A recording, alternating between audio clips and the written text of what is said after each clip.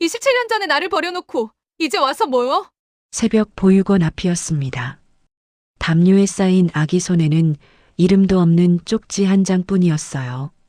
그 아이를 버리고 간 여자는 뒤도 돌아보지 않았습니다. 시간이 흘러 그 여자는 재벌 회장의 아내가 되어 있었고 버려진 아이는 시장에서 김밥을 팔고 있었습니다. 그런데 어느 날이었어요. 재벌가 사모님이 직접 시장에 나타났습니다. 버린 딸인 줄 뻔히 알면서 모른 척 다가왔어요. 대체 왜였을까요? 본격적인 이야기를 시작하기 전에 잠시 제 마음을 전하고 싶습니다. 구독과 좋아요는 제게 정말 큰 힘이 됩니다. 지금 어디서 시청하고 계신지 댓글로 남겨주시면 답글로 인사드리겠습니다. 1998년 어느 허름한 지방 병원의 분만실이었습니다. 강선옥이라는 21살의 젊은 여자가 땀에 젖은 채 침대에 누워 있었습니다. 그녀는 가난한 집안에서 태어나 일찍 시집을 갔고 결혼한 지 채 1년도 되지 않아 임신을 했습니다. 그런데 뱃속에는 한 명이 아니라 3명의 아이가 들어 있었습니다. 셋둥이였습니다. 분만실 천장의 형광등이 깜빡거리는 가운데 선옥은 연달아 3아이를 낳았습니다. 첫째 딸, 둘째 딸, 그리고 막내 딸까지. 간호사가 3아이를 차례로 선옥의 품에 안겨주었지만 그녀의 얼굴에는 기쁨보다 두려움이 먼저 스쳤습니다. 남편은 술만 마시면 주먹을 휘두르는 사람이었습니다. 시댁에서는 며느리가 돈 한 푼 벌어오지 못한다며 구박을 했고 집에는 빚쟁이들의 독촉 전화가 하루도 빠지지 않았습니다. 그런 상황에서 아이가 3명이라니 선옥은 눈앞이 캄캄해지는 기분이었습니다. 산후조리는커녕 제대로 된 식사조차 하지 못한 채 며칠이 지났습니다. 그러던 어느 새벽 병원 복도에서 거친 발소리가 들려왔습니다. 빚쟁이들이었습니다. 그들은 병실 문을 거칠게 열어젖히며 소리쳤습니다. 강선옥 씨, 여기 있었구만. 돈 갚을 생각은 있는 거야, 없는 거야? 선옥은 갓 태어난 아이들을 끌어안으며 몸을 웅크렸습니다. 빚쟁이들은 아이들이 있건 말건 아랑곳하지 않고 험한 말을 쏟아냈습니다. 그 순간 선옥의 머릿속에서 무언가가 끊어지는 듯한 느낌이 들었습니다. 그날 밤 선옥은 결심을 내렸습니다. 셋을 모두 데리고 갈 수는 없다는 결심이었습니다. 새벽 4시 병원 복도에는 인기척이 없었습니다.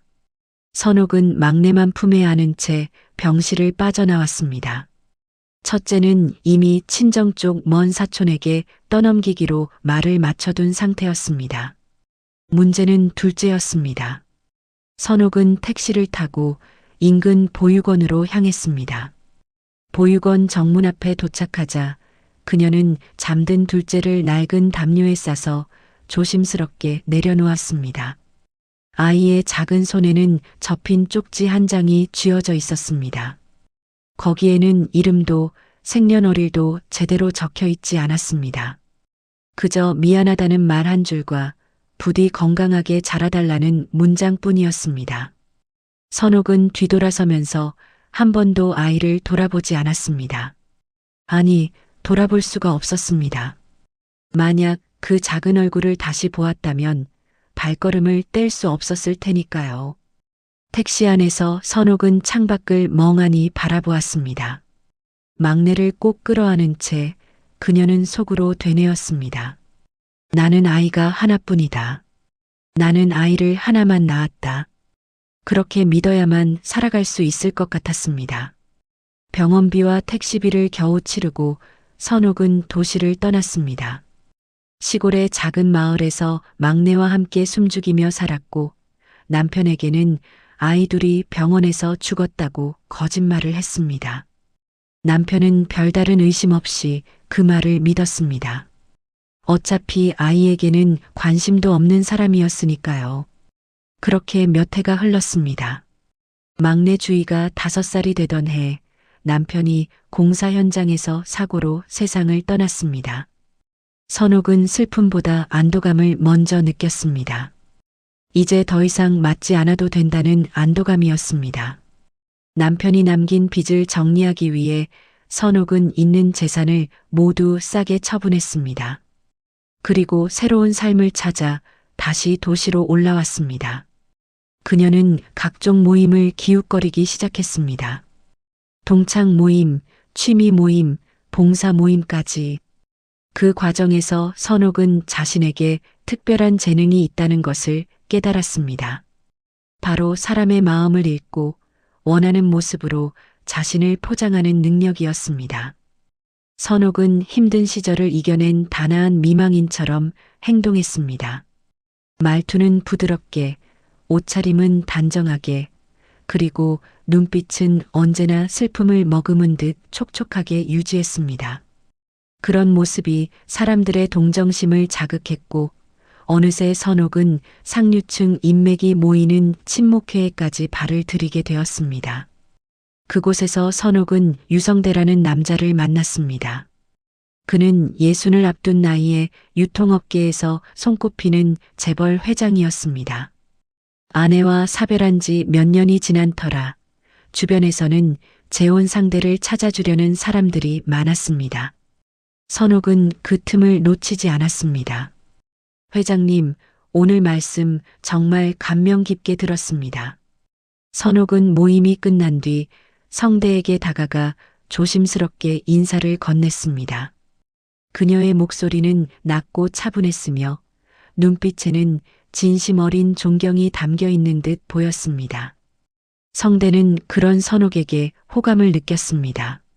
화려하지 않지만 품이 있고 욕심을 드러내지 않으면서도 은근히 자신을 챙겨주는 여자. 그것이 성대가 본 선옥의 모습이었습니다. 몇 달간의 만남 끝에 선옥은 결국 성대의 청혼을 받아들였습니다. 강남 언덕 위에 자리 잡은 하얀 대저택으로 시집을 가게 된 것이었습니다. 결혼식 날 선옥은 웨딩드레스를 입고 거울 앞에 섰습니다. 거울 속에는 더 이상 빚쟁이에게 쫓기던 초라한 젊은 엄마가 아니라 재벌가의 안주인이 될 우아한 여자가 서 있었습니다. 그녀는 거울을 향해 조용히 중얼거렸습니다. 나는 아이가 하나뿐이야. 주희, 그 아이 하나만 낳았어. 그렇게 셋을 낳고 둘을 버린 과거는 철저히 묻혔습니다. 보육원 앞에 내려놓은 둘째도 먼 친척에게 떠넘긴 첫째도 이제는 존재하지 않는 것처럼 기억 속에서 지워졌습니다. 오직 막내 주희만이 선옥의 유일한 딸로 포장되었고 그렇게 새로운 인생이 시작되었습니다. 대저택의 높은 담장 너머로는 서울의 야경이 반짝이고 있었습니다. 선옥은 그 불빛을 바라보며 입꼬리를 올렸습니다. 과거는 이제 아무 의미가 없었습니다. 중요한 것은 오직 지금부터였습니다. 하지만 그녀는 알지 못했습니다. 보육원 앞에 버려진 그 작은 아이가 27해가 지난 뒤 자신의 삶을 송두리째 뒤흔들게 될 거라는 사실을요. 유성대와 재혼한 뒤 선옥의 삶은 완전히 달라졌습니다. 강남 언덕 위에 자리 잡은 대저택은 그야말로 다른 세상이었습니다. 하얀 대리석으로 된 현관을 지나면 천장이 높은 거실이 펼쳐졌고 거실 한가운데에는 이탈리아에서 공수해 온 크리스털 샹들리에가 반짝이고 있었습니다. 마당에는 검은색 외제차가 줄지어 서 있었고 집 안에는 가사도우미 3명과 전담 운전기사가 상시로 드나들었습니다. 선옥은 이 모든 것이 자신의 것이라는 사실이 때때로 믿기지 않았습니다. 불과 몇 년 전까지만 해도 빚쟁이에게 쫓기며 싸구려 원룸에서 라면으로 끼니를 때우던 자신이 이제는 백화점 문화센터에서 꽃꽂이를 배우고 호텔 라운지에서 점심을 먹는 사람이 되었으니까요. 막내딸 주희도 함께 신분 상승을 했습니다. 강주희는 25살의 젊은 여자로 어릴 때부터 해외 캠프와 예술학원을 오가며 상류층 코스를 밟아온 아이였습니다. 명문대를 졸업하고 현재는 아버지 회사의 마케팅팀에서 일하고 있었는데 사실상 일이라기보다는 후계자 수업에 가까웠습니다. 주인은 자신이 이 집의 유일한 딸이라는 사실을 당연하게 여겼고 그에 걸맞은 대우를 받는 것도 당연하다고 생각했습니다. 엄마, 이번 주말에 제주도 가는 거 알고 계시죠? 아버지 별장에서 친구들이랑 파티하기로 했거든요. 주인은 아침 식탁에서 태연하게 말했습니다. 마치 제주도에 별장이 있는 것이 세상에서 가장 평범한 일인 것처럼요. 선옥은 그런 딸을 바라보며 흐뭇한 미소를 지었습니다. 자신이 겪었던 가난과 고통을 이 아이만큼은 모르고 살게 해주고 싶었습니다. 그것이 엄마로서 할 수 있는 최선이라고 생각했습니다. 그런데 최근 들어 집안 분위기가 조금씩 달라지기 시작했습니다. 유성대 회장의 건강이 예전 같지 않았습니다.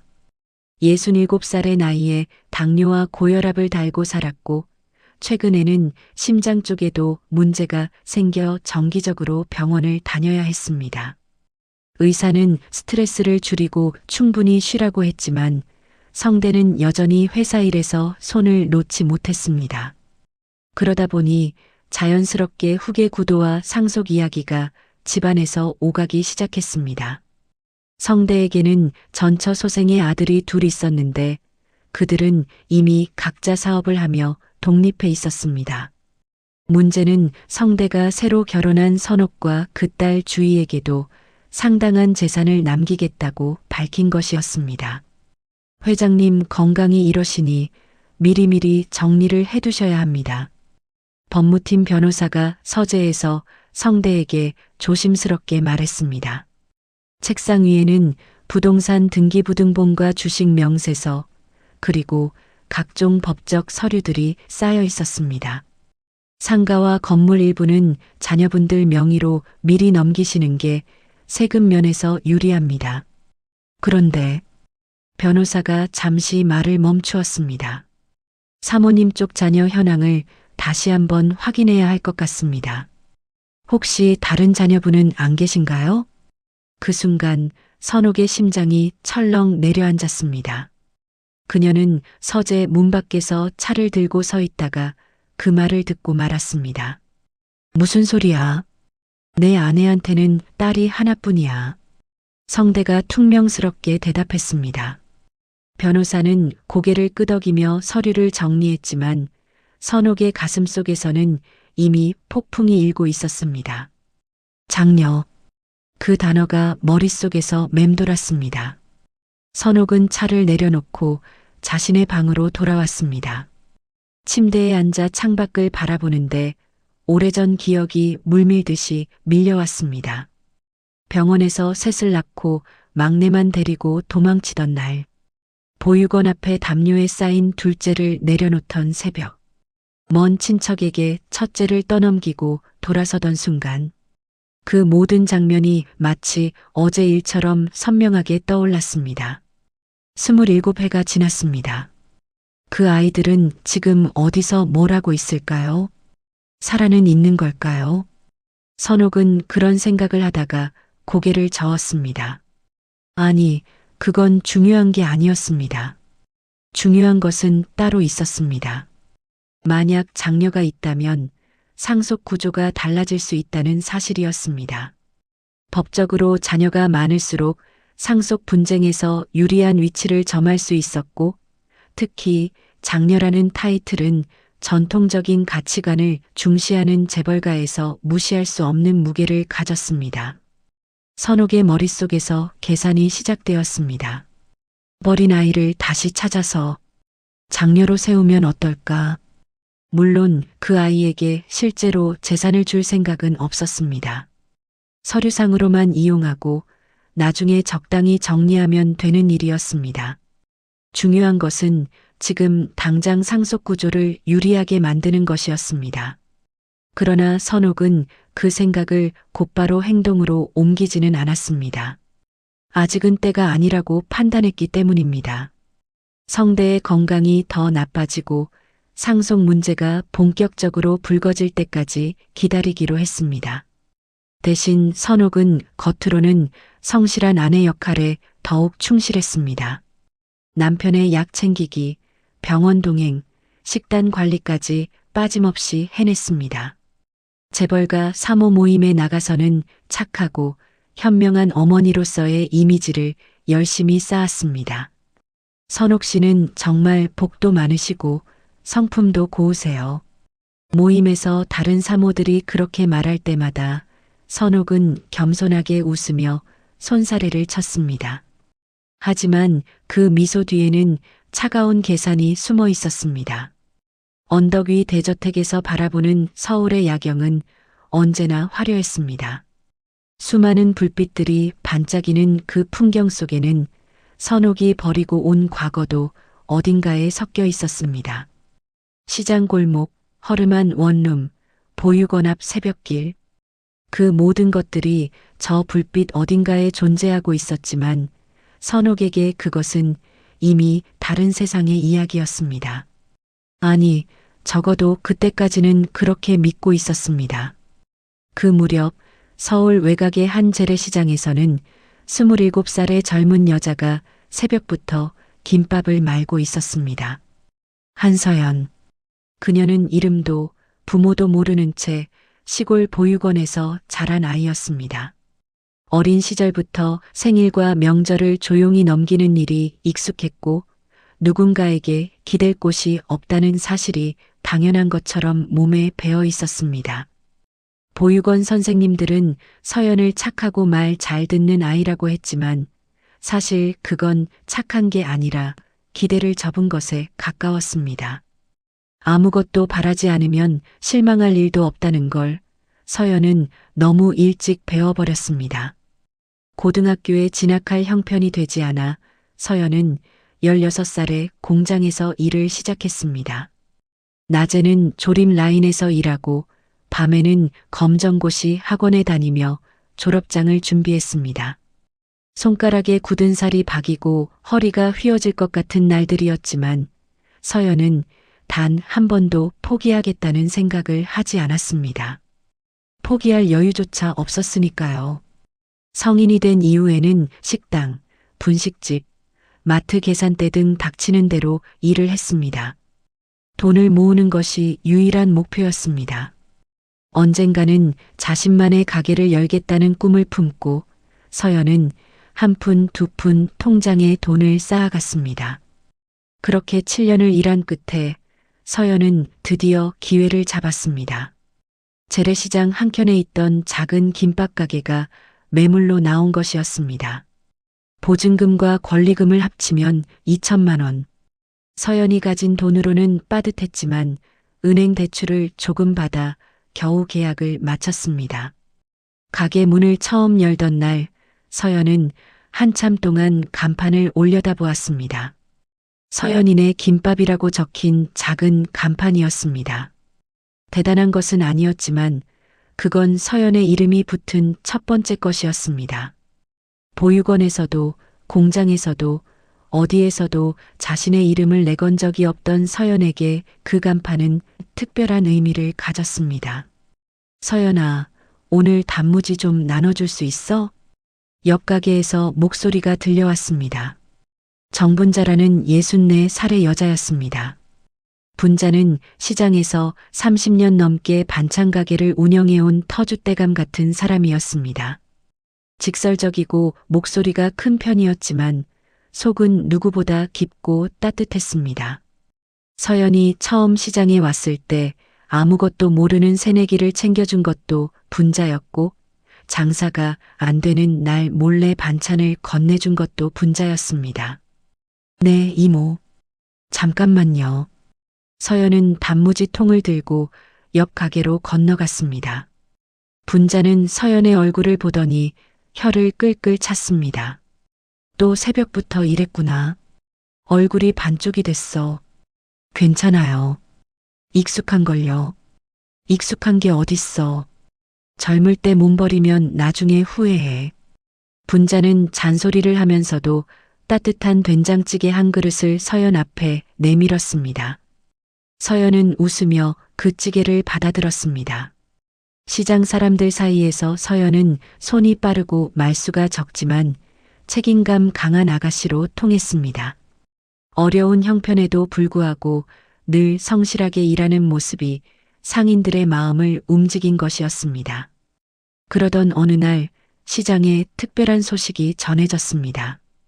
구청과 상인회가 함께 주최하는 지역 상권 활성화 행사가 열린다는 것이었습니다. 그것도 평범한 행사가 아니었습니다. 강남 쪽의 유명 인사들과 재벌가 부인들이 전통시장을 방문해 장을 보고 그 모습을 언론에 홍보하는 행사였습니다. 시장 상인들 입장에서는 손님을 끌어모을 수 있는 좋은 기회였습니다. 서연아, 이번에 큰손들 온다는 거 알지? 김밥 많이 준비해둬. 상인회 회장이 서연의 가게 앞을 지나가며 말했습니다. 서연은 고개를 끄덕이며 대답했습니다. 네, 알겠습니다. 재료 넉넉히 준비해 둘게요. 행사 당일 서연은 새벽 4시부터 일어나 재료를 손질했습니다. 밥을 짓고 시금치를 데치고 단무지와 햄을 썰고 계란을 부쳤습니다. 가게 앞도 깨끗이 정리하고 유리창도 한 번 더 닦았습니다. 큰 주문이 들어올 수도 있으니 만반의 준비를 해둔 것이었습니다. 점심 무렵 시장 입구가 갑자기 소란스러워졌습니다.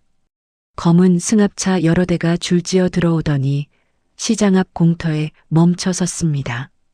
차 문이 열리자 깔끔한 정장을 입은 수행원들이 먼저 내렸고 그 뒤를 이어 고급 옷차림의 부인들이 걸어 내렸습니다. 부인들은 하나같이 명품 가방을 들고 있었고 손가락마다 반지가 반짝였습니다. 머리는 단정하게 올려 묶었고 화장은 진하지 않지만 품위 있게 되어 있었습니다. 시장 상인들은 그 모습을 보며 저도 모르게 옷매무새를 고쳤습니다. 그 부인들 중 가장 중심에 선 여자가 있었습니다. 40대 후반으로 보이는 그 여자는 크림색 재킷에 진주 목걸이를 하고 있었고 걸음걸이 하나하나가 우아했습니다. 수행원들이 그녀 주변을 에워싸고 있었고 다른 부인들도 그녀의 눈치를 살피는 듯 했습니다. 강선옥이었습니다. 선옥은 카메라 앞에서 환하게 웃으며 시장을 둘러보았습니다. 상인들에게 인사를 건네고 과일을 집어들며 가격을 물었습니다. 그 모습은 마치 서민들의 삶에 관심이 많은 자상한 사모님처럼 보였습니다. 물론 그것은 철저하게 계산된 이미지였지만요. 선옥과 일행이 시장 골목을 걸어오다가 서연의 김밥 가게 앞에 멈춰 섰습니다. 한 수행원이 김밥 냄새가 좋다며 주문을 하겠다고 했고 서연은 재빨리 김밥을 썰어 접시에 담았습니다. 여기 김밥 맛있네요. 사장님이 직접 만드신 거예요? 수행원 중 한 명이 물었습니다. 서연은 고개를 끄덕이며 대답했습니다. 네, 새벽부터 준비했습니다. 그때 선옥이 서연 쪽으로 시선을 돌렸습니다. 그리고 그 순간 두 사람의 눈이 마주쳤습니다. 서연은 알 수 없는 이질감을 느꼈습니다. 처음 보는 사람인데 왠지 낯설지 않은 느낌이었습니다. 그 여자의 눈매와 인매가 어딘가 익숙했습니다. 마치 거울을 보는 것 같은 묘한 기분이 들었습니다. 선옥 역시 서연을 보며 심장이 내려앉는 기분을 맛보았습니다. 젊은 시절 자신의 모습이 저 아이의 얼굴에 겹쳐 보였습니다. 같은 눈 모양, 같은 코 라인, 같은 턱선. 우연의 일치라고 하기에는 너무 정확하게 닮아 있었습니다. 설마, 선옥은 속으로 중얼거렸습니다. 보육원 앞에 내려놓았던 그 아이. 27회 전 새벽에 담요에 싸서 버렸던 둘째. 그 아이가 이렇게 자라서 여기 있는 걸까요? 사모님, 이쪽으로 오시죠. 수행원의 목소리에 선옥은 정신을 차렸습니다. 그녀는 애써 평정을 유지하며 서연에게 가볍게 고개를 끄덕인 뒤 자리를 떠났습니다. 하지만 걸어가는 내내 등 뒤에서 서연의 시선이 느껴지는 것 같았습니다. 서연도 선옥의 뒷모습을 한참 동안 바라보았습니다. 왜 그런 느낌이 드는지 알 수 없었지만 가슴 한구석이 이상하게 먹먹해졌습니다. 서연아, 왜 그래? 얼굴이 하얘졌어. 옆 가게에서 지켜보던 분자가 걱정스럽게 물었습니다. 서연은 고개를 저으며 대답했습니다. 아니에요, 이모. 그냥 좀 이상한 기분이 들어서요. 분자는 서연의 얼굴을 보다가 문득 방금 지나간 부인의 얼굴을 떠올렸습니다. 그리고 아주 오래전 보육원 앞을 서성이던 젊은 여자의 뒷모습이 어렴풋이 스쳤습니다. 그때는 얼굴을 제대로 보지 못했지만 체형과 걸음걸이가 왠지 비슷한 것 같기도 했습니다. 서연아. 분자가 조심스럽게 입을 열었습니다. 응? 아니야, 나중에 얘기하자. 분자는 말을 삼켰습니다. 아직은 확신이 없었습니다. 하지만 마음 한구석에서 불길한 예감이 피어오르고 있었습니다.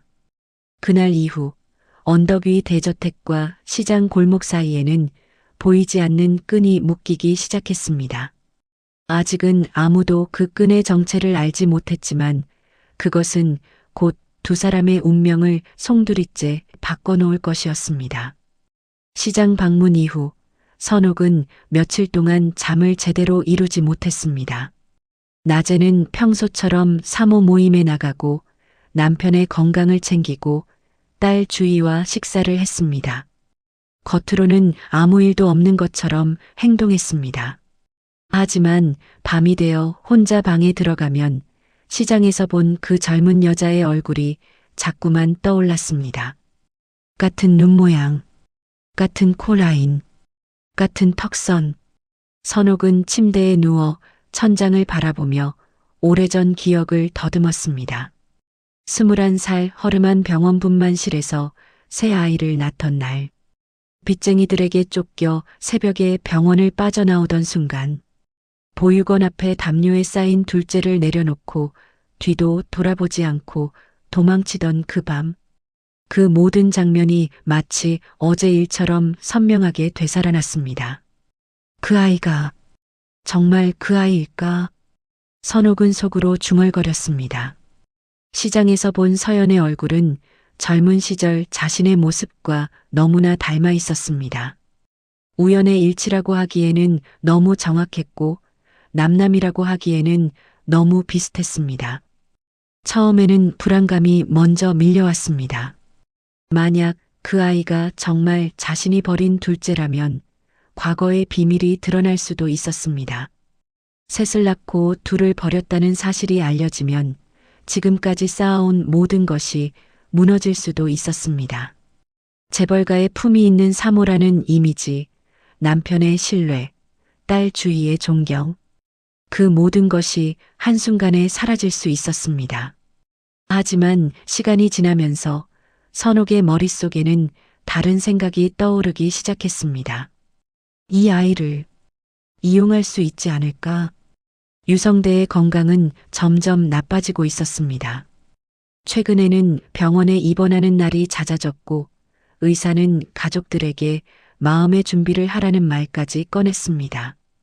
그러다 보니 상속 문제가 본격적으로 수면 위로 떠오르고 있었습니다. 전처 소생의 아들들은 이미 각자 사업을 하며 독립해 있었고 그들은 아버지의 재산 중 상당 부분을 자신들이 가져가야 한다고 주장하고 있었습니다. 선옥과 주희 입장에서는 불리한 상황이었습니다.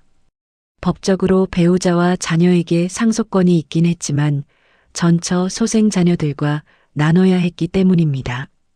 그런데 만약 장녀가 있다면 어떨까요? 선옥의 머릿속에서 계산이 빠르게 돌아갔습니다. 자녀가 많을수록 상속 분쟁에서 유리한 위치를 점할 수 있었습니다. 특히 장녀라는 타이틀은 전통적인 가치관을 중시하는 재벌가에서 무시할 수 없는 무게를 가졌습니다. 서류상으로 장녀를 세우고 그 아이 명의로 재산 일부를 확보한 뒤 나중에 적당히 정리하면 되는 일이었습니다. 물론 그 아이에게 실제로 재산을 줄 생각은 조금도 없었습니다. 필요할 때 이용하고 필요 없어지면 버리면 그만이었습니다. 이미 한 번 버린 아이였으니까요. 선옥은 결심을 내렸습니다. 일단 확인부터 해보자고요. 며칠 뒤 선옥은 아는 사람을 통해 사설 조사원을 소개받았습니다. 조사원은 50대 초반의 과묵한 남자였는데 이런 종류의 일에 경험이 많다고 했습니다. 선옥은 그에게 시장 김밥가게 여자에 대한 조사를 의뢰했습니다. 이름은 한서연이라고 합니다. 나이는 27살쯤 되어 보였어요. 그 아이의 출신과 가족관계, 현재 생활 상황까지 전부 알아봐 주세요. 조사원은 고개를 끄덕이며 수첩에 메모를 했습니다. 혹시 특별히 찾으시는 정보가 있으신가요? 선옥은 잠시 망설이다가 대답했습니다. 보육원 출신인지 아닌지, 그리고 부모가 누군지 알려진 게 있는지, 그걸 중점적으로 알아봐 주세요. 조사원은 더 이상 묻지 않았습니다. 의뢰인이 왜 이런 조사를 하는지는 그의 관심사가 아니었습니다. 돈을 받고 정보를 찾아주는 것이 그의 일이었으니까요. 일주일 뒤 조사 결과가 도착했습니다. 선옥은 서재에 혼자 앉아 조사 보고서를 펼쳤습니다.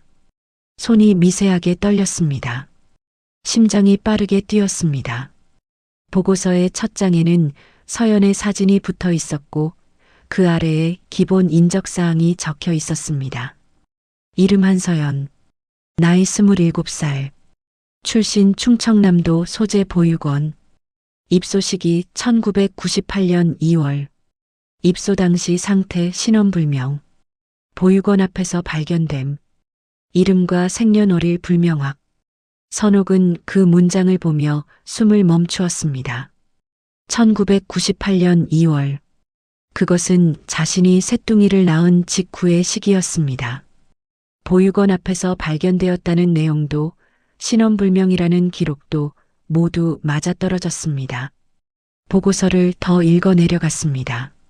서연은 보육원에서 성인이 될 때까지 자랐고 이후 공장과 식당 등에서 일하다가 현재는 재래시장에서 김밥가게를 운영하고 있다고 했습니다. 가족은 없었고 연인도 없었고 의지할 사람이라고는 시장의 몇몇 상인들 뿐이라고 했습니다. 선옥은 보고서에 첨부된 서연의 사진을 한참 동안 들여다보았습니다. 젊은 여자가 김밥을 만들며 웃고 있는 사진이었습니다. 그 웃음 속에서 젊은 시절 자신의 모습이 겹쳐 보였습니다. 이상하게도 모성 같은 감정은 전혀 들지 않았습니다. 대신 소유욕에 가까운 감정이 피어올랐습니다. 이 아이는 자신의 것이었습니다. 자신이 낳은 아이였고, 자신이 버린 아이였고, 이제는 자신이 다시 이용할 수 있는 아이였습니다. 장녀로 세우면 상속 구조가 훨씬 유리해지겠군. 선옥은 계산을 마쳤습니다. 이제 필요한 것은 서연을 자연스럽게 접근해서 집 안으로 끌어들이는 것이었습니다. 갑자기 나타나서 친딸이라고 하면 의심을 살 테니 천천히 관계를 쌓아가는 것이 좋을 것 같았습니다. 선옥은 보고서를 서랍 깊숙이 넣어두었습니다. 그리고 창밖을 바라보며 입꼬리를 올렸습니다. 시장에 자주 내려가야겠어. 봉사활동이라는 명목으로. 며칠 뒤 선옥은 가족들에게 자연스럽게 말을 꺼냈습니다. 요즘 지역 상권 활성화 봉사에 관심이 생겼어요.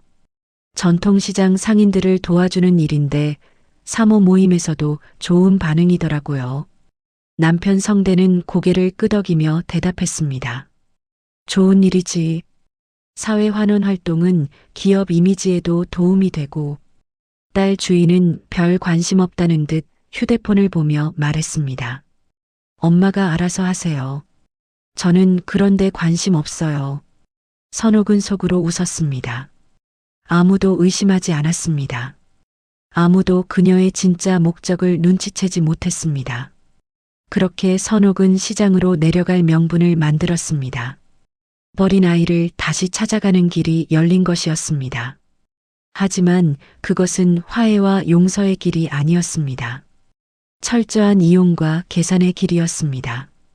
언덕 위 대저택에서 바라보는 시장 골목은 아득히 멀어 보였습니다. 하지만 선옥에게 그 거리는 아무런 장애물이 아니었습니다. 필요하다면 어디든 갈 수 있었고 누구든 이용할 수 있었습니다. 그것이 지금까지 선옥이 살아온 방식이었으니까요. 그 후로 선옥은 일주일에 두세 번씩 시장을 찾았습니다. 처음에는 수행원 서너 명을 대동하고 왔습니다. 봉사활동과 지역 상권 활성화라는 명목이었습니다. 선옥은 시장 입구에서부터 환하게 웃으며 상인들에게 인사를 건넸고 과일을 사고 반찬을 사고 떡을 샀습니다. 물건을 살 때마다 깎지 않고 죗값을 치렀고 가끔은 거스름 돈도 받지 않았습니다. 상인들 입장에서는 고마운 손님이었습니다. 사모님, 오늘도 오셨네요. 어서 오세요. 상인의 회장이 허리를 굽히며 인사했습니다. 선옥은 부드럽게 미소 지으며 대답했습니다. 시장 분위기가 좋아서 자꾸 오게 되네요. 여기 계신 분들이 다들 정이 많으시고. 그 말에 주변 상인들이 환하게 웃었습니다. 강남에서 온 재벌가 사모님이 자신들을 칭찬해 주다니 기분 좋은 일이었으니까요. 선옥은 그런 반응을 보며 속으로 만족했습니다. 이미지 관리는 순조롭게 진행되고 있었습니다. 하지만 선옥의 진짜 목적은 따로 있었습니다. 시장을 돌아다니다 보면 자연스럽게 서연의 김밥 가게 앞을 지나게 되었습니다. 선옥은 처음 몇 번은 그냥 지나가기만 했습니다. 너무 급하게 접근하면 의심을 살 수 있었으니까요. 대신 멀리서 서연의 모습을 관찰했습니다. 새벽부터 김밥을 만드는 모습, 손님을 대하는 태도, 쉬는 시간에 혼자 가게 앞에 앉아 있는 뒷모습까지.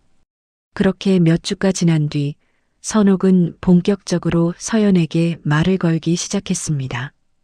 여기 김밥 정말 맛있더라고요. 지난번에 먹어보고 반했어요. 선옥이 가게 앞에 서서 말했습니다. 서연은 깜짝 놀라 고개를 들었습니다. 그 유명한 재벌가 사모님이 자신의 작은 가게 앞에 서 있다니 당황스러웠습니다. 아, 감사합니다. 그냥 평범한 김밥인데요. 서연이 어색하게 대답했습니다. 선옥은 미소를 지으며 가게 안으로 들어왔습니다. 평범하지 않아요. 재료가 신선하고 밥간도 딱 맞고 이런 맛은 아무나 못 내요.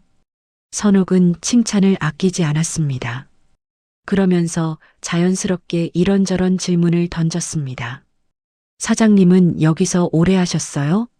3년 정도 됐습니다. 혼자서 다 하시는 거예요? 가족분들은 안 도와주시고? 그 질문에 서연의 표정이 살짝 굳었습니다. 하지만 곧 평온한 얼굴로 대답했습니다. 네, 혼자 합니다. 가족은 없어요. 선옥은 그 대답을 듣고 속으로 확인했습니다. 조사보고서에 나온 대로였습니다.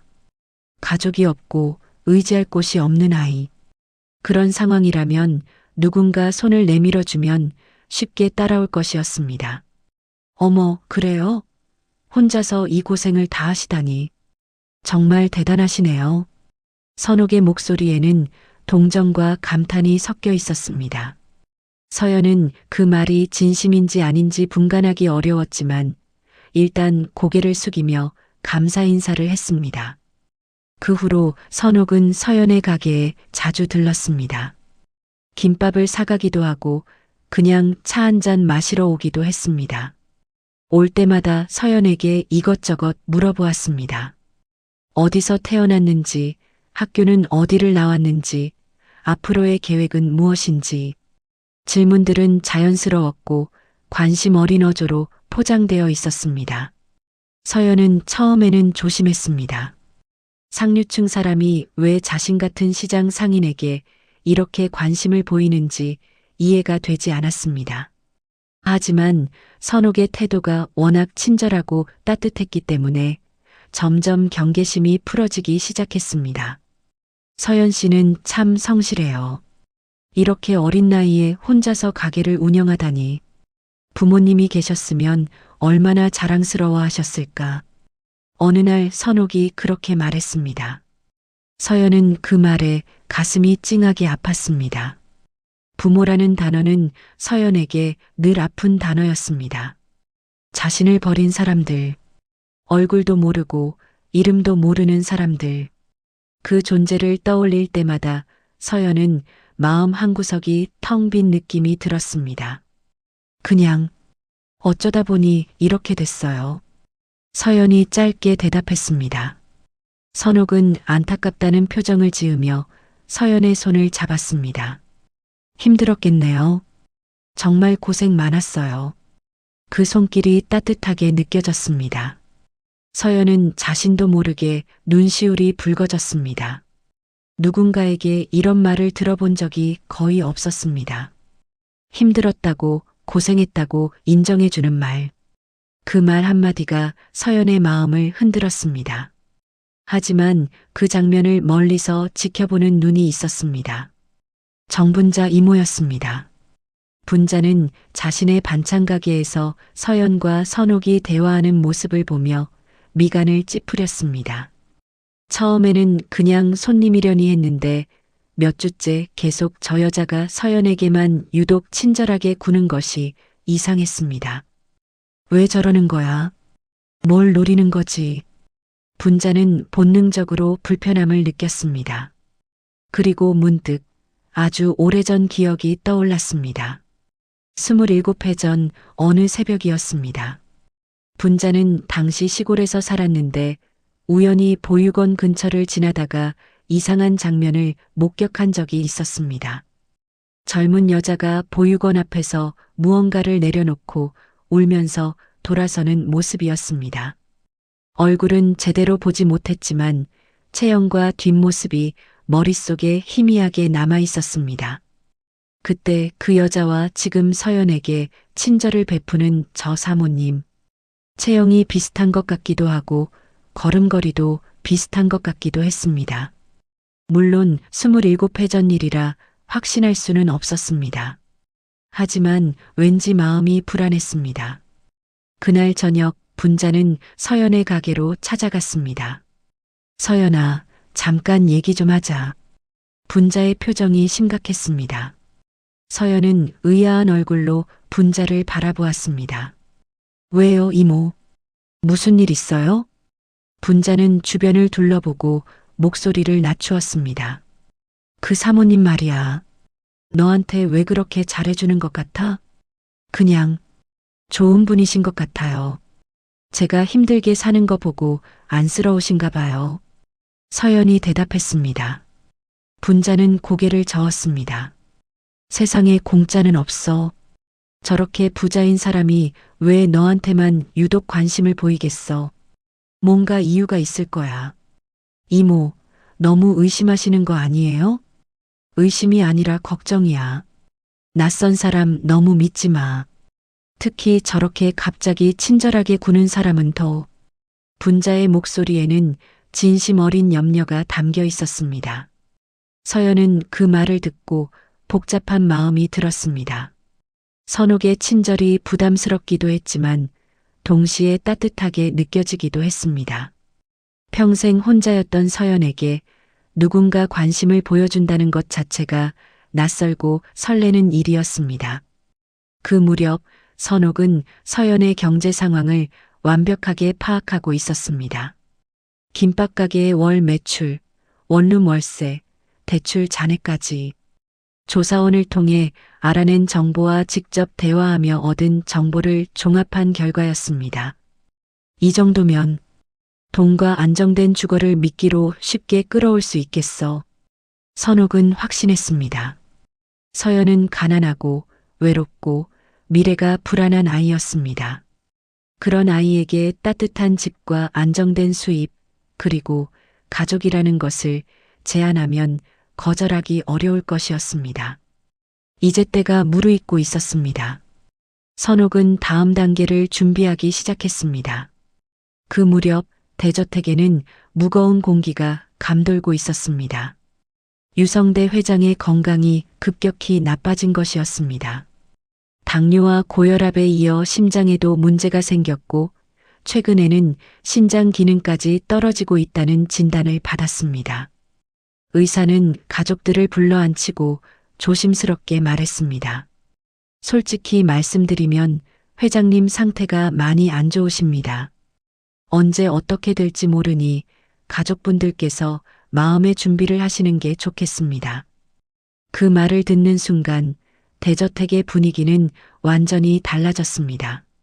슬픔보다 먼저 찾아온 것은 긴장이었습니다. 수천억 원에 달하는 재산이 누구에게 어떻게 나뉘느냐 하는 문제가 본격적으로 수면 위로 떠올랐기 때문입니다. 서재에서는 연일 회의가 열렸습니다. 법무팀 변호사들, 세무사들, 그리고 친척들까지 모여서 유언장 초안을 놓고 논의했습니다.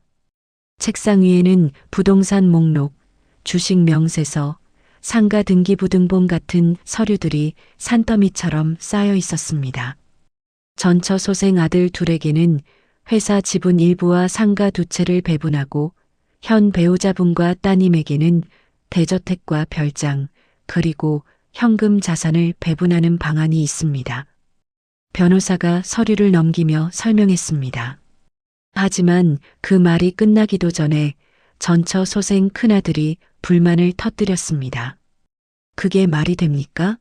아버지가 평생 일군 재산인데 후처와 그 딸한테 절반 가까이 간다고요? 형님, 법적으로 배우자에게는 상속권이 있습니다. 그리고 자녀 수에 따라 비율이 달라지기도 하고요. 둘째 아들이 끼어들었습니다. 분위기는 점점 험악해졌습니다. 서로 자기 몫을 더 챙기려는 눈치 싸움이 시작된 것이었습니다. 선옥은 그 자리에서 한 발 물러나 상황을 지켜보았습니다. 겉으로는 남편 걱정에 초췌해진 아내처럼 행동했지만 머릿속에서는 계산이 빠르게 돌아가고 있었습니다. 자녀 수에 따라 비율이 달라진다. 변호사의 말이 귓가에 맴돌았습니다. 지금 선옥 쪽 자녀는 주의 한 명뿐이었습니다. 하지만 만약 장녀가 있다면 상황이 달라질 수 있었습니다. 자녀가 둘이 되면 협상력이 높아지고 전처 소생 아들들과의 싸움에서도 유리한 위치를 점할 수 있었습니다. 때가 된 것이었습니다. 며칠 뒤 선옥은 시장으로 내려갔습니다. 평소처럼 수행원들과 함께 이것저것 둘러보다가 서연의 김밥 가게 앞에 멈춰 섰습니다.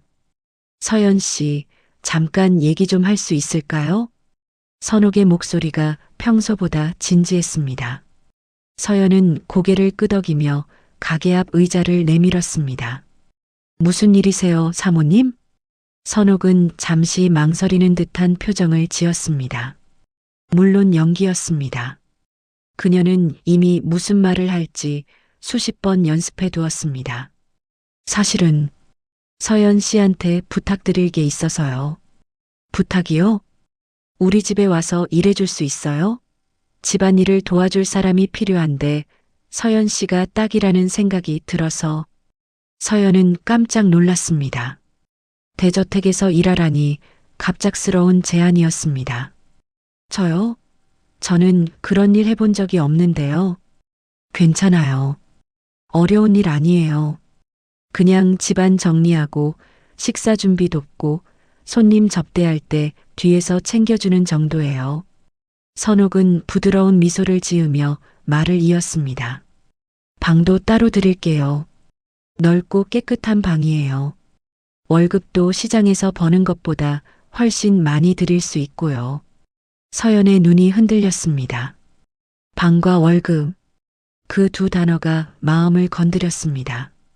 지금 서연이 사는 원룸은 보증금 300에 월세 40만 원짜리 좁은 방이었습니다. 여름에는 덥고 겨울에는 추웠으며 곰팡이가 피는 것을 막느라 매년 고생을 했습니다. 그리고 선옥이 결정적인 한마디를 덧붙였습니다. 서연 씨가 나중에 사업을 확장하고 싶으면 자금 지원도 해줄 수 있어요. 시장에 가게를 하나 더 내든 다른 일을 하든 제가 도와줄게요. 사업자금 지원. 서연에게는 꿈 같은 말이었습니다. 지금 김밥 가게는 겨우 생활비를 버는 수준이었고 확장은커녕 유지하기도 빠듯한 상황이었습니다. 누군가 자금을 지원해 준다면 정말로 새로운 시작을 할 수 있을 것 같았습니다. 생각해 볼게요. 서연이 조심스럽게 대답했습니다. 선옥은 고개를 끄덕이며 일어섰습니다. 천천히 생각해요. 급하게 결정 안 해도 돼요. 하지만 선옥은 알고 있었습니다. 서연이 이 제안을 거절하기 어려울 거라는 것을요. 가난하고 외로운 아이에게 따뜻한 집과 안정된 수입, 그리고 미래의 가능성을 제시했으니까요. 며칠 뒤 서연은 결국 선옥의 제안을 받아들였습니다. 분자 이모는 끝까지 반대했습니다. 서연아, 제발 다시 생각해봐. 그 집에 들어가면 안 될 것 같아. 이모, 왜 그러세요? 좋은 기회잖아요. 세상에 저런 공짜가 어딨어. 분명히 뭔가 노리는 게 있을 거야. 분자의 목소리에는 절박함이 담겨 있었습니다. 하지만 서연은 이미 마음을 굳힌 상태였습니다. 좁은 원룸, 불안한 미래, 외로운 밤들. 그 모든 것에서 벗어날 수 있는 기회가 눈앞에 있었습니다. 그걸 놓치고 싶지 않았습니다. 걱정 마세요, 이모. 이상하면 바로 나올게요. 서연은 그렇게 말하고 짐을 쌌습니다. 대저택에 도착한 날, 서연은 숨이 멎는 것 같았습니다. 하얀 대리석 계단이 현관에서부터 2층까지 이어져 있었고, 천장에는 거대한 크리스털 샹들리에가 반짝이고 있었습니다. 거실은 서연의 원룸 10개를 합쳐도 모자랄 만큼 넓었고 가구 하나하나가 서연이 평생 만져본 적 없는 고급품이었습니다. 여기가 서연 씨 방이에요. 선옥이 2층의 한문을 열어주었습니다. 방 안에는 퀸 사이즈 침대와 옷장, 화장대까지 갖춰져 있었습니다. 창문 밖으로는 정원이 보였고 멀리 서울 시내의 야경이 펼쳐져 있었습니다. 감사합니다, 사모님. 서연이 고개를 숙이며 말했습니다. 선옥은 미소를 지으며 대답했습니다. 편하게 지내요. 여기가 이제 서연 씨 집이라고 생각하면 돼요. 그 말이 따뜻하게 느껴졌습니다. 하지만 그 따뜻함은 오래가지 않았습니다. 저녁 식사 시간, 서연은 처음으로 강주희를 마주했습니다. 주희는 식탁에 앉아 서연을 위아래로 훑어보았습니다. 그 시선에는 노골적인 불쾌함과 멸시가 담겨 있었습니다. 엄마, 이 사람이 그 시장에서 데려왔다는 애예요? 주희의 말투에는 가시가 돋쳐 있었습니다. 선옥이 눈으로 주희를 제지했지만 주희는 아랑곳하지 않았습니다. 아버지 편찮으신데 웬 낯선 사람을 집에 들여요? 가사도우미가 필요하면 에이전시에서 구하면 되잖아요. 주희야, 그런 말 하는 거 아니야. 사실이잖아요. 어디서 온 건지도 모르는 사람을 왜 우리 집에 들여요? 주희의 목소리가 높아졌습니다. 서연은 고개를 숙인 채 아무 말도 하지 못했습니다. 얼굴이 화끈거렸고 심장이 쿵쾅거렸습니다. 자신이 여기 있으면 안 되는 사람 같은 기분이 들었습니다. 그날 밤 서연은 자신에게 주어진 방에 홀로 앉아 창밖을 바라보았습니다. 서울의 야경은 아름다웠지만 마음은 무거웠습니다. 자신이 이 집에서 어떤 위치인지 알 수가 없었습니다. 고용된 사람인지 손님인지 아니면 또 다른 무엇인지. 선옥은 친절했지만 그 친절 뒤에 무엇이 숨어 있는지 알 수 없었습니다. 주인은 대놓고 적대적이었고 다른 가족들은 서연을 공기처럼 무시했습니다. 내가 왜 여기 왔을까? 서연은 스스로에게 물었습니다. 하지만 답은 나오지 않았습니다. 다만 한 가지는 확실했습니다. 이 대저택에는 뭔가 보이지 않는 것이 있다는 것. 그리고 자신은 그 무언가의 한가운데에 서 있다는 것. 밤이 깊어갔고 대저택은 고요해졌습니다. 하지만 그 고요함 속에서 폭풍이 준비되고 있다는 사실을 서연은 아직 알지 못했습니다. 대저택에서의 생활이 한 달쯤 지났을 무렵이었습니다. 서연은 아침 6시에 일어나 집안 구석구석을 정리했습니다. 거실 청소, 화분 물주기, 아침 식사 준비 보조까지 가사도우미들과 함께 일했지만 선옥은 유독 서연에게 집안 깊숙한 곳의 일을 맡겼습니다. 서재 정리, 손님 접대 준비, 그리고 가족 행사가 있을 때 뒤편에서 챙기는 일 같은 것들이었습니다. 처음에는 그저 일이려니 했습니다. 하지만 시간이 지나면서 서연은 이상한 점을 느끼기 시작했습니다. 선옥이 자신을 집안 중요한 자리에 자꾸 배치한다는 것이었습니다. 마치 일부러 뭔가를 보여주려는 것처럼요. 그러던 어느 날 밤이었습니다. 서연은 서재 옆 복도에서 바닥을 닦고 있었습니다. 밤 10시가 넘은 시간이었는데 서재 안에서 여러 사람의 목소리가 들려왔습니다. 평소라면 그냥 지나쳤겠지만 그날따라 유난히 목소리가 크게 새어나왔습니다. 유 원장 최종 초안입니다. 회장님 서명만 받으시면 됩니다. 변호사의 목소리였습니다. 서연은 걸레질을 멈추고 귀를 기울였습니다. 전처 소생 자녀들에게는 회사 지분 15%씩 상가 2채를 배분하고요. 현 배우자이신 사모님께는 대저택과 별장, 현금 자산을 배분합니다. 따님인 주희 씨에게는 강남 상가 3채와 예금 계좌를 배분하고요. 서연은 그 대화를 들으며 별 생각 없이 다시 걸레질을 하려 했습니다. 그런데 그때 다른 목소리가 끼어들었습니다. 그런데 장려 항목은 어떻게 정리할까요? 장려. 그 단어에 서연의 손이 멈추었습니다. 아, 그건 사모님께서 말씀하신 대로 처리하면 됩니다. 한서연이라는 이름으로 일단 등재해 두세요. 상속 직후에 명의를 다시 주희에게 돌릴 거니까 서류상으로만 정리하면 돼요. 그 목소리는 선옥의 것이었습니다. 서연은 심장이 멎는 것 같았습니다. 한서연. 자신의 이름이었습니다. 장려 항목에 자신의 이름이 올라가 있다니. 그것도 서류상으로만 이용하고 나중에 명의를 주희에게 돌린다고요. 무슨 말인지 이해가 되지 않았습니다. 아니, 이해하고 싶지 않았습니다. 하지만 대화는 계속 이어졌습니다. 전처 쪽 자녀들이 반발하면 어떻게 하죠? 장녀가 있으면 우리 쪽 상속 비율이 높아지니까 협상에서 유리해요. 어차피 그 애들은 장녀 존재를 몰랐으니까 갑자기 나타난 것처럼 하면 돼요. 그 서연이라는 아이는 이 사실을 알고 있습니까? 몰라요.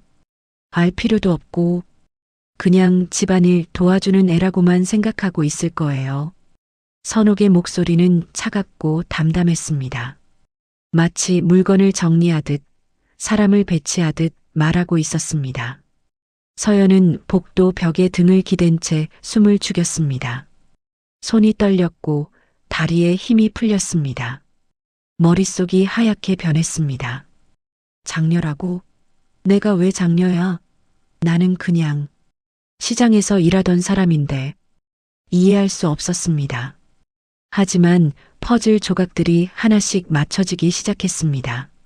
선옥이 왜 시장에서 자신에게만 유독 친절했는지, 왜 갑자기 대저택으로 데려왔는지, 왜 집안 깊숙한 곳에서 일하게 했는지, 모든 것이 계획이었습니다. 처음부터 끝까지 서재 안에서 대화가 계속되었습니다. 사모님, 그런데 혹시 그 아이가 진짜 친딸인 건가요? 서류상으로 장녀로 세우려면 근거가 있어야 하는데. 잠시 침묵이 흘렀습니다. 그리고 선옥의 목소리가 다시 들려왔습니다. 맞아요. 제가 낳은 아이예요. 그 한마디에 서연의 세상이 무너져 내렸습니다. 27년 전에 사정이 있어서 보육원에 맡겼어요. 최근에 우연히 다시 찾게 됐는데 마침 상속 문제도 있고 해서요. 선옥의 목소리에는 감정이 없었습니다. 슬픔도 미안함도 그 어떤 것도 느껴지지 않았습니다. 그저 사무적인 보고를 하듯 차갑게 사실을 나열할 뿐이었습니다. 불쌍한 아이죠. 어려서 버려져서 혼자 고생했으니까요. 선옥이 덧붙였습니다. 그 말 끝에 희미하게 울먹이는 연기가 섞여 있었습니다. 오래전에 잃어버린 딸을 어렵게 찾았다고 하시면 가족들도 이해할 거예요. 저도 그 아이한테는 진심으로 대해줄 거고요. 서연은 더 이상 듣고 있을 수가 없었습니다. 조용히 복도를 빠져나와 자신의 방으로 돌아왔습니다. 문을 닫고 침대에 앉았지만 몸이 말을 듣지 않았습니다. 손이 떨렸고 심장이 터질 것처럼 뛰었습니다. 내가 저 여자가 버린 아이라고? 보육원에서 자란 세월이 떠올랐습니다. 생일마다 혼자였던 날들, 명절마다 친구들이 부모님과 함께 떠날 때 남겨진 채 빈 침대를 바라보던 시간들, 누가 자신을 버렸는지, 왜 버렸는지 알 수 없어서 밤마다 베개를 적시던 밤들, 그 모든 것의 원인이 바로 저 여자였습니다. 선옥. 시장에서 자신에게 따뜻하게 손을 잡아주던 그 여자가 27년 전 보육원 앞에 담요에 쌓인 자신을 내려놓고 도망간 바로 그 사람이었습니다. 그런데 이제 와서 다시 나타나 자신을 이용하려 한다고요. 서류상 장녀로 세워서 상속에 유리하게 쓰고 필요 없어지면 다시 버릴 작정이라고요. 서연은 이를 악물었습니다. 분노가 치밀어 올랐습니다. 하지만 동시에 비참함도 밀려왔습니다. 자신은 대체 뭐였을까요? 태어나자마자 버려지고 27해 동안 혼자 살아오고 이제는 서류용 딸로 이용당하는 존재. 그게 자신의 전부였을까요? 눈물이 흘러내렸습니다. 소리 없이 멈추지 않고 한참을 울고 난 뒤 서연은 눈물을 닦았습니다. 그리고 천천히 고개를 들었습니다. 창밖으로 서울의 야경이 보였습니다. 그 불빛들 속에 자신이 자라온 보육원도 힘들게 일하던 시장도 어딘가에 있을 것이었습니다. 이대로 당하고만 있을 순 없어. 서연은 결심했습니다. 이 집에서 무슨 일이 벌어지고 있는지, 선옥이 무엇을 꾸미고 있는지 증거를 모아야 했습니다. 그리고 때가 되면 모든 것을 밝혀야 했습니다. 그날 이후 서연의 눈빛이 달라졌습니다. 겉으로는 여전히 순종적인 집안 일꾼처럼 행동했지만 속으로는 대저택 구석구석에서 자신과 관련된 서류와 흔적을 찾기 시작했습니다. 선옥은 그런 서연의 변화를 눈치채지 못했습니다. 자신의 계획이 순조롭게 진행되고 있다고 믿었습니다. 하지만 그것은 착각이었습니다. 버려진 아이는 더 이상 버려지기만 하는 아이가 아니었습니다. 조용히 그러나 확실하게 반격이 준비되고 있었습니다. 며칠 동안 서연은 잠을 제대로 자지 못했습니다. 낮에는 평소처럼 집안일을 했습니다. 거실을 청소하고 식사 준비를 돕고 선옥의 지시에 따라 이리저리 움직였습니다. 겉으로는 아무것도 모르는 척 순종적인 모습을 유지했습니다. 하지만 밤이 되면 생각이 멈추지 않았습니다. 이 집을 나가야 할까? 아니면 증거를 모아야 할까? 두 가지 선택지 사이에서 서연은 갈등했습니다. 당장 짐을 싸서 나가버리면 편할 것 같았습니다. 하지만 그렇게 하면 아무것도 달라지지 않았습니다. 선옥은 여전히 자신을 이용하려 할 것이고 자신은 다시 좁은 원룸으로 돌아가 예전처럼 힘들게 살아가야 했습니다. 무엇보다 분했습니다.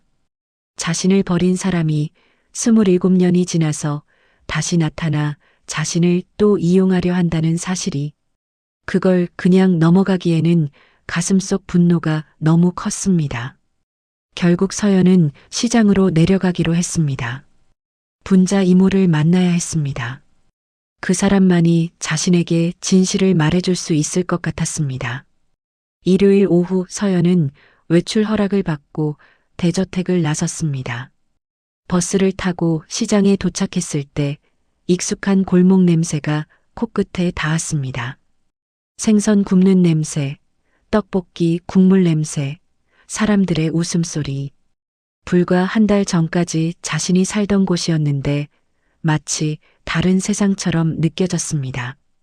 분자의 반찬 가게 앞에 도착했을 때 분자는 김치를 담그고 있었습니다. 서연을 보자마자 분자의 표정이 굳어졌습니다. 서연아, 왜 이렇게 얼굴이 안 좋아? 무슨 일 있어? 분자는 손을 씻으며 서연에게 다가왔습니다. 서연은 아무 말도 하지 못한 채 분자를 바라보았습니다. 입술이 떨렸고 눈시울이 붉어졌습니다. 이모. 그 한마디가 전부였습니다.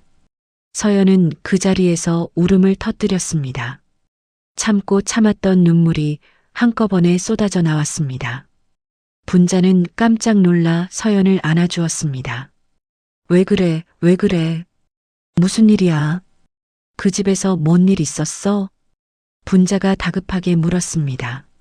서연은 한참을 울다가 겨우 입을 열었습니다. 이모, 그 사모님이요. 저를 낳은 사람이래요. 분자의 얼굴이 하얗게 변했습니다. 뭐라고? 서재에서 들었어요. 저를 장녀로 세워서 상속에 이용하려고 한대요. 27년 전에 보육원에 버린 딸이라고. 서연의 목소리는 떨렸습니다. 분자는 서연의 말을 듣고 한동안 아무 말도 하지 못했습니다. 그리고 천천히 눈을 감았습니다. 그래서, 그랬구나. 분자의 목소리가 낮게 가라앉았습니다. 서연은 고개를 들어 분자를 바라보았습니다. 이모, 무슨 말이에요? 분자는 잠시 망설이다가 깊은 한숨을 내쉬며 입을 열었습니다. 사실은 나도 의심하고 있었어. 그 사모님 처음 봤을 때부터. 분자는 서연을 데리고 가게 안쪽 의자에 앉혔습니다. 그리고 오래된 기억을 천천히 꺼냈습니다. 27년 전이야. 그때 나는 충청도 시골에서 살았어. 보육원 근처에 친척이 있어서 가끔 그쪽을 지나다녔거든. 분자의 눈이 먼 곳을 바라보았습니다. 어느 새벽이었어. 동이 트기 전이었는데 보육원 앞을 지나가다가 이상한 장면을 봤어. 젊은 여자가 보육원 정문 앞에서 뭔가를 내려놓고 있더라고. 서연의 심장이 쿵쾅거렸습니다. 담요에 쌓인 아기였어. 여자는 아기를 내려놓고 한참을 서 있다가 울면서 돌아섰어. 뒤도 돌아보지 않고 뛰어갔지. 분자의 목소리가 떨렸습니다. 그때는 얼굴을 제대로 못 봤어. 어두웠고 거리도 있었고 그냥 체형이랑 뒷모습만 기억에 남았지. 그런데 분자가 서연의 손을 꽉 잡았습니다. 그 사모님이 시장에 처음 왔을 때 뭔가 이상한 느낌이 들었어. 체형도 그렇고 걸음걸이도 그렇고 그때 그 여자랑 비슷한 것 같더라고. 물론 27년이나 지났으니까 확신은 없었어. 그런데 분자의 눈에 눈물이 맺혔습니다. 서연아, 너랑 그 사모님이 너무 닮았어. 눈 모양, 코 라인, 턱선까지. 처음 봤을 때부터 이상하다고 생각했어. 남남이 저렇게 닮을 수가 있나 싶었지. 서연은 분자의 말을 듣고 한동안 아무 말도 하지 못했습니다. 모든 것이 맞아떨어지고 있었습니다. 보육원 앞에 버려진 아기, 27년 전, 선옥과 닮은 얼굴, 그 모든 것이 하나의 이야기로 연결되고 있었습니다. 그러니까 저를 버린 게 정말 그 사람이 맞는 거네요. 서연의 목소리는 담담했습니다. 더 이상 눈물은 나오지 않았습니다. 대신 가슴속에서 차가운 무언가가 굳어지는 느낌이 들었습니다. 이모, 그날 본 거 증언해 줄 수 있어요? 분자는 고개를 끄덕였습니다. 당연하지. 내가 필요하면 뭐든 해줄게. 서연은 분자의 손을 잡고 고개를 숙였습니다. 고마워요, 이모. 정말 고마워요. 그날 밤 서연은 시장 근처 카페에 혼자 앉아 생각을 정리했습니다. 분자에게 들은 이야기, 대저택 서재에서 엿들은 대화, 그리고 자신이 살아온 27년의 시간. 모든 것이 머릿속에서 하나씩 자리를 잡아갔습니다. 자신은 태어나자마자 버려진 아이였습니다.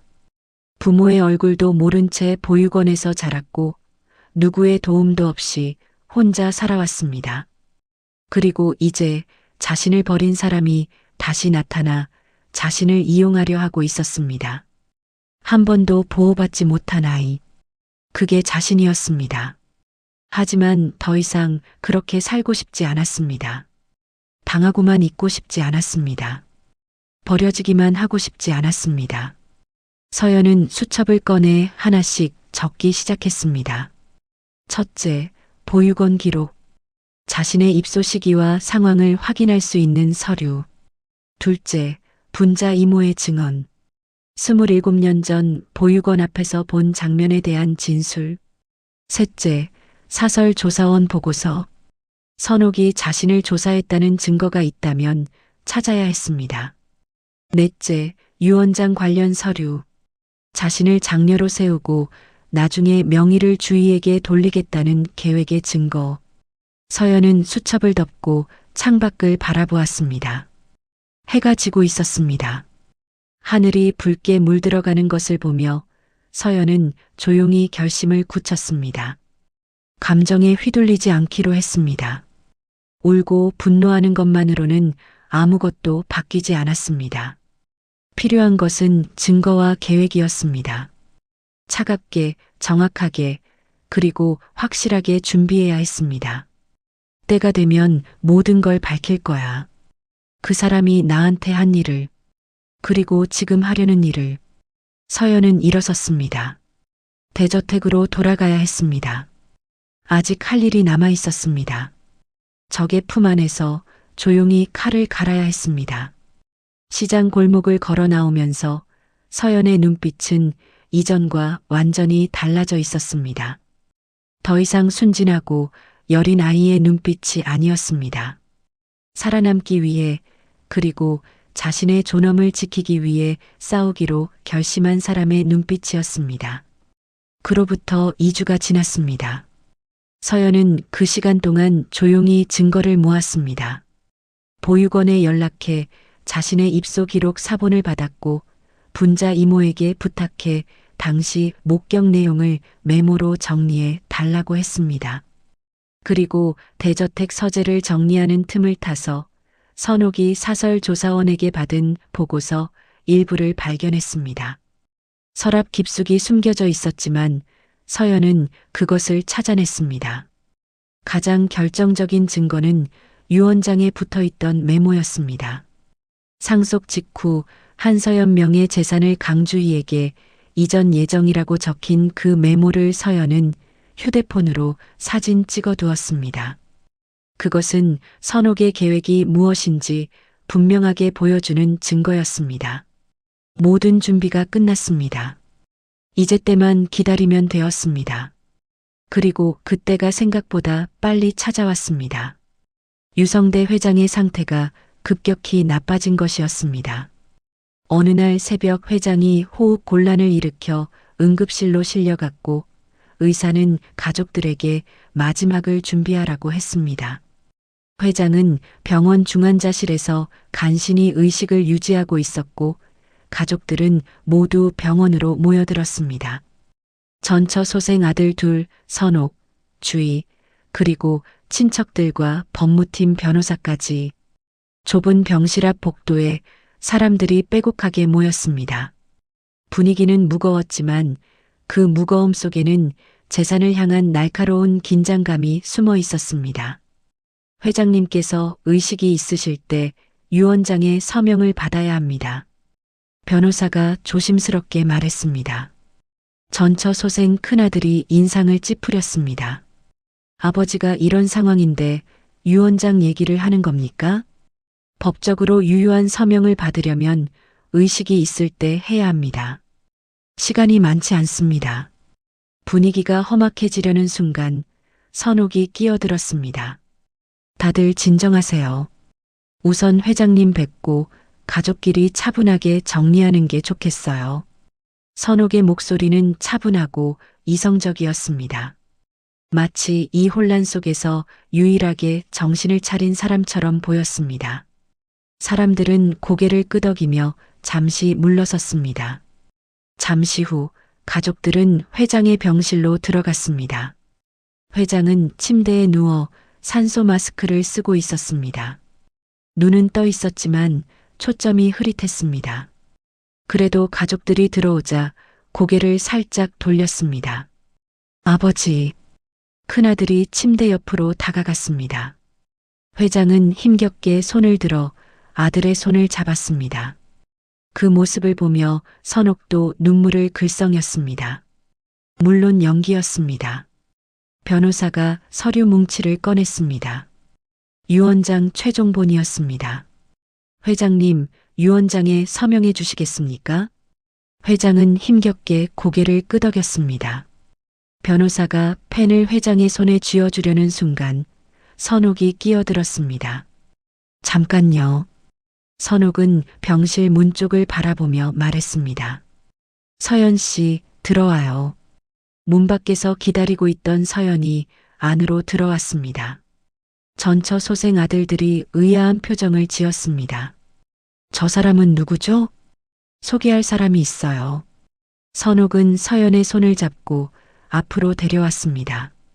그리고 눈물을 글썽이며 말했습니다.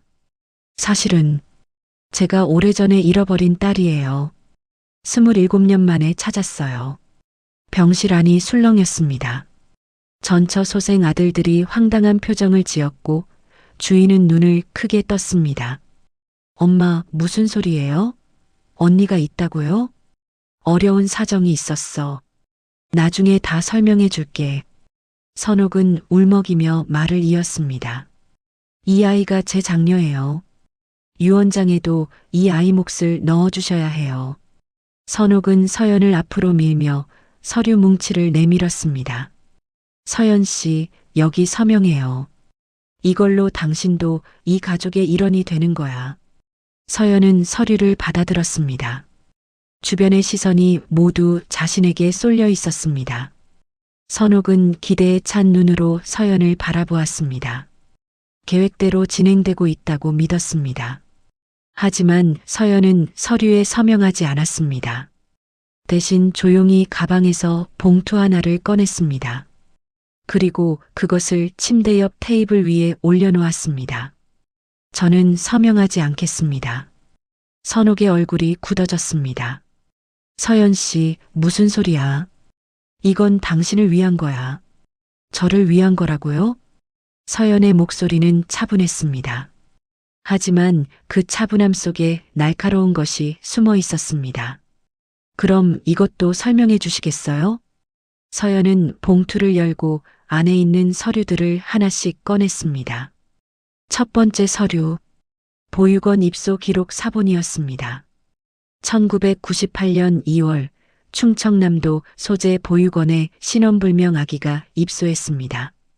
보육원 앞에서 발견되었고 이름도 생년월일도 불명확했습니다. 그게 저예요. 서연의 목소리는 담담했습니다. 두 번째 서류, 분자 이모의 진술 메모였습니다. 같은 시기 보육원 앞에서 젊은 여자가 아기를 내려놓고 도망가는 장면을 목격한 증인이 있습니다. 그 증인은 최근 그 여자와 이 사모님의 체형과 걸음걸이가 같다고 진술했습니다. 선옥의 얼굴이 창백해졌습니다. 세 번째 서류, 사설조사원 보고서 일부였습니다. 사모님은 저를 시장에서 처음 만나기 전에 이미 사설조사원을 통해 저를 조사하셨더군요. 제 출신, 제 생활, 제 경제 상황까지 전부요. 병실 안이 조용해졌습니다. 모든 시선이 선옥에게 쏠렸습니다. 마지막으로 서연은 휴대폰을 꺼내 사진 하나를 보여주었습니다. 유 원장에 붙어 있던 메모 사진이었습니다. 그리고 이건 유 원장 초안에 붙어 있던 메모입니다. 상속 직후 한서연 명의 재산을 강주희에게 이전 예정이라고 적혀 있네요. 서연은 선옥을 똑바로 바라보았습니다.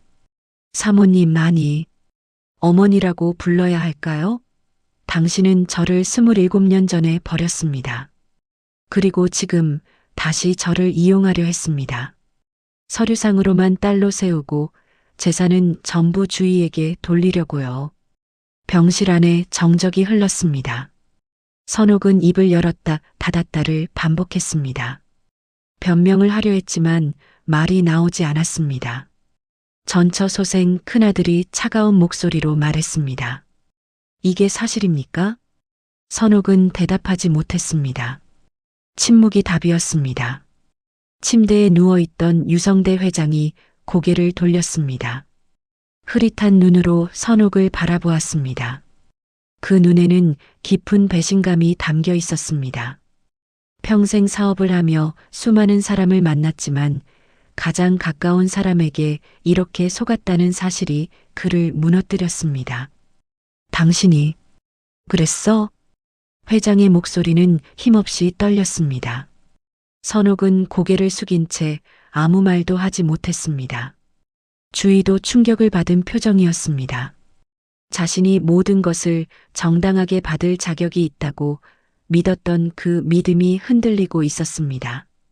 엄마가 언니를 버렸다는 사실, 그리고 자신을 위해 그 언니를 다시 이용하려 했다는 사실이 머릿속에서 뒤엉켰습니다. 서연은 서류들을 테이블 위에 정리해 놓고 한 발 물러섰습니다. 저는 이 집의 재산이 필요 없습니다. 애초에 저를 버린 사람에게서 뭔가를 받고 싶지 않습니다. 서연의 목소리는 흔들리지 않았습니다. 다만 한 가지는 분명히 하고 싶었습니다. 저는 서류용 딸이 아닙니다. 이용당하기 위해 태어난 사람이 아닙니다. 제 이름은 한서연이고 저는 제 힘으로 살아온 사람입니다. 서연은 고개를 숙여 인사한 뒤 병실을 나갔습니다. 뒤에서 선옥이 무슨 말인가를 외쳤지만 서연은 뒤돌아보지 않았습니다. 복도를 걸어 나오는 서연의 눈에서 눈물이 흘러내렸습니다. 하지만 그것은 슬픔의 눈물이 아니었습니다. 27년간 가슴속에 묻어두었던 무언가가 마침내 밖으로 나온 것 같았습니다. 답답함과 억울함, 그리고 자신이 누구인지 모른 채 살아온 시간들, 그 모든 것이 눈물과 함께 흘러나왔습니다. 병원 로비를 지나 밖으로 나왔을 때 하늘에는 구름 사이로 햇살이 비치고 있었습니다. 서연은 깊은 숨을 들이쉬었습니다. 끝난 것이었습니다. 적어도 이용당하는 것은, 이제 남은 것은 자신의 삶을 다시 시작하는 일이었습니다. 병실에서의 폭로 이후 모든 것이 빠르게 변했습니다. 유성대 회장은 그날 밤 변호사를 다시 불러 유 원장을 수정하도록 지시했습니다. 의식이 흐려지는 와중에도 그는 선옥에 대한 배신감을 분명히 표현했습니다. 최종 유 원장에서 선옥의 몫은 거의 삭제되었습니다. 대저택과 별장은 전처소생 자녀들과 주희가 나누어 갖게 되었고 선옥에게는 최소한의 생활비만 남겨졌습니다. 그리고 놀랍게도 유 원장에는 서연의 이름도 포함되어 있었습니다. 회장은 서연에게 시장 근처 상가 한 채와 가게를 확장할 수 있는 자금을 남겼습니다. 서연이 재산을 원하지 않는다고 말했지만 회장은 그것이 자신의 아내가 저지른 잘못에 대한 최소한의 보상이라고 생각한 것 같았습니다. 이 아이는 잘못이 없어. 내 아내가 그랬을 뿐이야. 회장이 변호사에게 힘겹게 말했다고 합니다. 그것이 회장의 마지막 결정이었습니다. 사흘 뒤 유성대 회장은 세상을 떠났습니다. 장례식은 조용히 치러졌습니다. 재벌가의 장례식치고는 참석자가 많지 않았습니다. 선옥의 과거가 알려지면서 상류층 사모 모임에서 그녀를 피하는 분위기가 형성되었기 때문입니다. 장례식장에서 선옥은 상주석에 앉아 있었지만 사람들의 시선은 차가웠습니다. 장례가 끝난 뒤 선옥은 대저택에서 나가야 했습니다. 유언장에 따라 대저택의 소유권은 전처 소생 자녀들과 주위에게 넘어갔고 선옥이 머물 자리는 없었습니다. 어머니, 나가셔야 합니다. 전처 소생 큰아들이 차갑게 말했습니다. 선옥은 아무 말도 하지 못한 채 짐을 쌌습니다. 며칠 전까지만 해도 이 집의 안주인이었던 사람이 이제는 쫓겨나는 신세가 된 것이었습니다. 선옥은 강남의 고급 아파트 대신 외곽의 허름한 원룸으로 이사했습니다. 남은 돈으로는 그 정도밖에 구할 수 없었습니다. 게다가 전처 소생 자녀들이 상속 과정에서의 사기 혐의로 소송을 준비하고 있다는 소식도 들려왔습니다. 변호사 비용과 생활비가 빠르게 줄어들었고 선옥의 미래는 어두워졌습니다. 한때 크리스털 샹들리에 아래에서 와인을 마시던 여자가 이제는 곰팡이 핀 원룸에서 라면으로 끼니를 때우는 신세가 되었습니다. 상류층 모임의 전화는 끊어졌고 아는 사람들은 하나둘 연락을 끊었습니다. 선옥은 완전히 혼자가 되었습니다. 한편 서연은 새로운 삶을 시작했습니다. 회장이 남긴 상가를 기반으로 서연은 김밥 가게를 확장했습니다. 시장 골목에 있던 작은 가게를 정리하고 상가 1층에 넓은 매장을 열었습니다. 메뉴도 늘렸습니다. 김밥뿐 아니라 떡볶이, 순대, 어묵까지. 분자 이모가 반찬 납품을 도와주었고 시장 상인들이 입소문을 내주었습니다. 서연이네 김밥, 이제 완전 대박 났어. 그 애 고생 많이 했는데 이제 좀 펴겠네. 시장 사람들은 서연의 성공을 진심으로 기뻐해 주었습니다. 서연은 바쁘게 일하면서도 마음 한구석이 따뜻해지는 것을 느꼈습니다. 혼자가 아니라는 것, 자신을 응원해 주는 사람들이 있다는 것, 그것만으로도 충분히 행복했습니다. 어느 날 오후 가게에 예상치 못한 손님이 찾아왔습니다. 강주희였습니다. 주희는 예전과 달리 수수한 옷차림을 하고 있었습니다. 화장도 연했고 표정도 어딘가 달라 보였습니다. 서연은 주희를 보고 잠시 멈칫했습니다. 뭐 드릴까요? 서연이 담담하게 물었습니다. 주희는 고개를 숙인 채 말했습니다. 김밥 하나요. 서연은 김밥을 썰어 접시에 담아주었습니다. 주희는 그것을 받아들고 한참 동안 아무 말도 하지 못했습니다. 그러다 결국 입을 열었습니다. 언니, 아니 서연 씨. 주희의 목소리가 떨렸습니다. 미안해요. 정말 미안해요. 서연은 주희를 바라보았습니다. 주희의 눈에 눈물이 맺혀 있었습니다. 나는 아무것도 몰랐어요. 엄마가 그런 사람인 줄 몰랐고 언니가 있는 줄도 몰랐고 그냥 나만 생각하면서 살았어요. 주희의 눈물이 뺨을 타고 흘러내렸습니다. 언니를 무시하고 차갑게 대하고 그때 정말 나빴어요. 미안해요. 서연은 한동안 아무 말도 하지 않았습니다. 그리고 천천히 입을 열었습니다. 괜찮아요. 당신도 피해자였으니까. 주희가 고개를 들었습니다. 우리 엄마가 한 일은 엄마 잘못이에요. 당신 잘못이 아니에요. 서연의 목소리는 담담했습니다. 미워하지 않는다는 것은 아니었습니다. 하지만 더 이상 그 감정에 매여 있고 싶지 않았습니다. 앞으로는 각자 잘 살면 돼요. 주희는 고개를 끄덕이며 눈물을 닦았습니다. 두 사람은 완전히 가까워지지는 않았습니다. 하지만 서로의 위치를 인정하고 적당한 거리를 유지하기로 했습니다. 그것으로 충분했습니다. 몇 달이 지났습니다. 서연의 가게는 점점 번창했습니다. 단골 손님이 늘었고 배달 주문도 들어오기 시작했습니다. 서연은 직원을 한 명 고용했고 분자 이모와 함께 새로운 메뉴를 개발했습니다. 바쁜 나날이었지만 그 바쁨이 행복했습니다. 어느 날 저녁 서연은 식재료를 사러 외곽마트에 갔다가 우연히 낯익은 골목을 지나게 되었습니다. 오래된 건물들이 줄지어 선 그 골목 끝에 허름한 원룸 건물이 있었습니다. 그 건물 3층 창문에서 희미한 불빛이 새어나오고 있었습니다.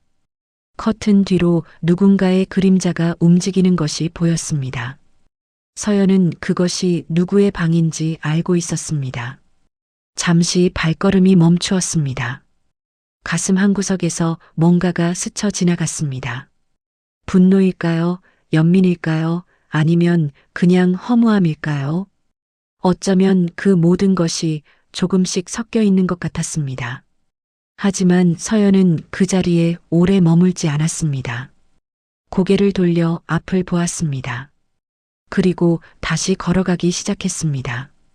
과거의 상처와 버림은 이미 제자리에 묶어두었습니다. 자신을 버린 사람에게 더 이상 마음을 쓰고 싶지 않았습니다. 용서한 것은 아니었습니다. 다만 그 무게를 더 이상 짊어지고 싶지 않았습니다. 서연은 자신이 선택한 삶을 향해 걸어갔습니다. 스스로 일군 가게, 자신을 아껴주는 사람들, 그리고 자신의 이름으로 살아가는 매일. 그것이 서연이 원하는 전부였습니다. 저녁 해가 지고 있었습니다. 하늘이 붉게 물들어가는 것을 보며 서연은 조용히 미소 지었습니다. 이제 진짜 자신의 인생이 시작되는 것 같았습니다. 오늘의 이야기 어떠셨나요? 댓글에서 자유롭게 이야기해 주세요. 다음번에도 재밌는 이야기로 돌아오겠습니다. 감사합니다.